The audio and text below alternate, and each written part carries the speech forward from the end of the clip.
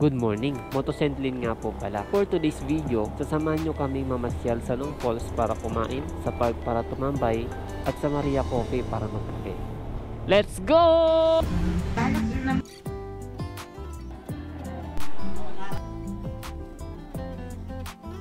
Nandito na nga kami sa Long Falls, kasama ko sila mami at ate. At kasama din pala namin si Pogi, muntit ko pang makalimutan.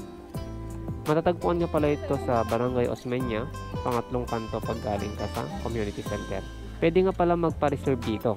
May dalawang kubo-kubo nga pala dito sa likod. Bali, pwede kumain yan kahit yung buong angkan mo.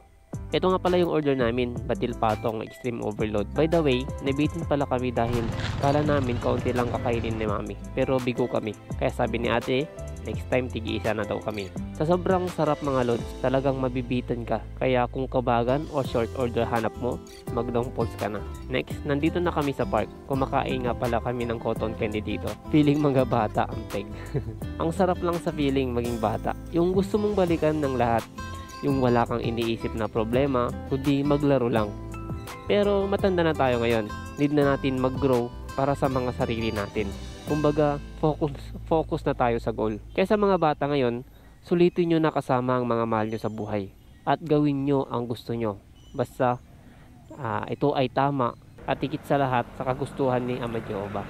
Makalipas ang ilang sandali, gusto daw magkape ni ate. Kaya, suggest ko, Maria Coffee. Natagpuan ang Maria Coffee dito sa side ng community center. Kung ikaw ay naghahanap ng stress reliever at kape ang hanap, dito ka na sa Maria Coffee. Masarap ang kape nila dito. Hindi lang kape meron dito, meron din silang meal at free wifi para sa kanilang mga customer.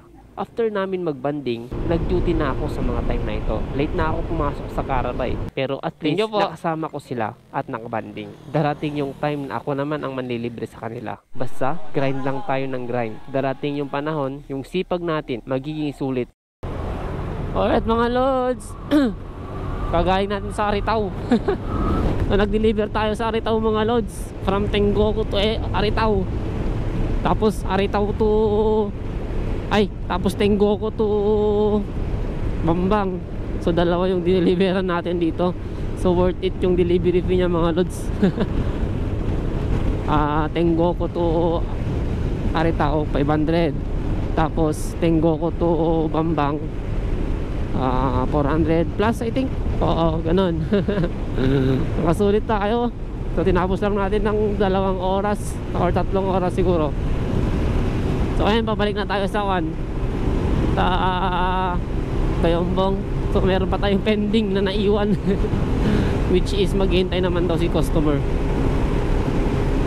Grabe, pagod na pagod si Beat. So ngayon magagasolina muna tayo. Hanap tayo ng gasolinahan mga lods. Nandito pa lang tayo sa kaabahan ng Bambang. So kasama ko ngayon si Kuya AJ pero naiwan na siya. Dahil nag-deliver pa siya dun sa may Aritaw din. Hindi ko na siya nintay kasi meron akong pending. Mahirap na. Hapon na lang siya sa akin mga lods. Alright mga lods, time check 10 PM na. So nandito na tayo sa R22MC. Ito yung last order natin. So ito yung delay. Tawagan na natin siya kung saan natin siya hintayin. Or sa Minlawi pa or ano. Dito na nagtatapos ang ating vlog mga lord. Kung umabot ka sa part na ito ay masayang masaya ako dahil isa ka sa mga inspirasyon ko para ipagpatuloy ko kung ano ang mga nasimulan ko. Maraming salamat at ingat po tayo lahat.